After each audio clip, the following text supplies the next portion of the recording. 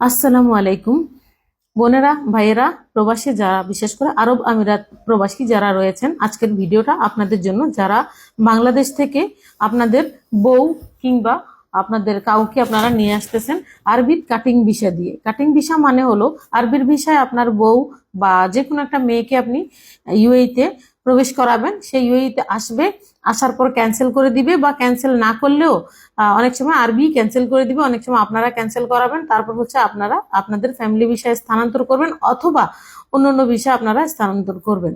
তো আপনাদের জন্য দুঃসংবাদ, ব্যাড নিউজ। ব্যাড নিউজ হলো আমরা গত কয়েকদিন থেকে আমরা দেখেছি ইথিওপিয়ান, বিশেষ করে ইথিওপিয়ান কিছু লোক এসেছে যারা আরবির ভিসায় এসেছে, কাটিং ভিসায় এসেছে। আসার পরে তাদের ভিসা কারো এমিরেটস আইডি হয়েছে, কারো হয়নি, এরকম অবস্থায় ক্যান্সেল করে দিয়েছে।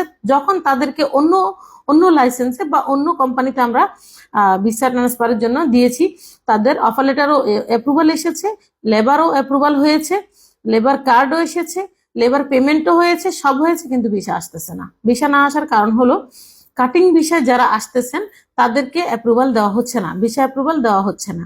তার মানে হচ্ছে আপনার এমিরেটস আইডি হইতে হবে এবং মিনিমাম 5 থেকে 6 মাস, 180 দিন আপনাকে কাজ করতে হবে, বা 180 দিন পরে আপনি ক্যান্সেল করলে তারপর আপনি অন্য কোম্পানিতে যেতে পারবেন।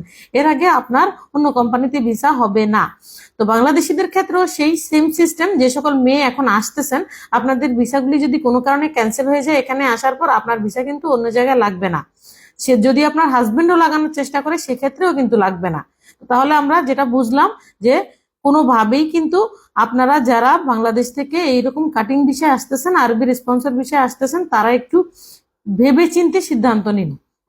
যদি এখানে এসেই পড়েন তাহলে মিনিমাম 6 মাস অপেক্ষা করতে হবে, তার আগে ক্যান্সেল করবেন না। ক্যান্সেল করলে আপনার এখানে থাকা অনেক বিপজ্জনক হয়ে যাবে, যেহেতু ভিসা যদি ক্যান্সেল করেন তারপরে 1 মাস বা 1.5 মাস আপনি সময় পাবেন, এরপরে থেকে আপনার ফাইন আসা শুরু হবে। তো আমি বলবো যে যারা আসতেছেন তারা বুঝে শুনে ভেবে চিন্তে আসবেন। ধন্যবাদ।